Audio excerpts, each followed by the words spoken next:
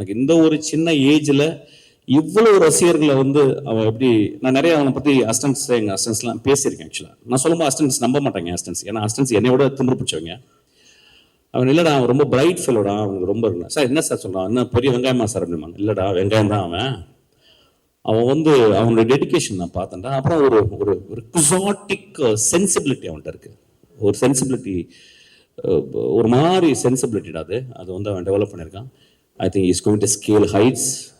அவங்க கூட ஒர்க் பண்ணது வந்து ரொம்ப ப்ரௌடாக ஃபீல் பண்ணுறேன். அதுக்கப்புறம் தம்பியோட ஒரு நாள் அவங்க கூட ஒர்க் பண்ணேன். ஸோ ஐ திங்க் நாங்கள் ஒர்க் பண்ணிகிட்டே இருக்க போகிறோம் நிறையா ஆஸ் அன் ஆக்டராக. சூப்பர்டா, பியூட்டிஃபுல்டா, லவ் யூ. உனக்கு நீ 200 வருஷம் வாழணும். நீ ரொம்ப நல்ல பையன், இதே மாதிரி இருடா, இன்னும் ஒரு 50 வருஷம் ஆனாலும் இப்படியே இருடா. உனக்கு வெற்றிகள் வந்து குமிஞ்சிக்கிட்டே இருக்கும் உனக்கு. ஆக்சுவலாக I know that you are a very good-hearted fellow. Actually, I know that it's very, very rare in cinema. Actually, you have to understand and nurture it. Then Ashwath is a very terrible director to work with. Actually,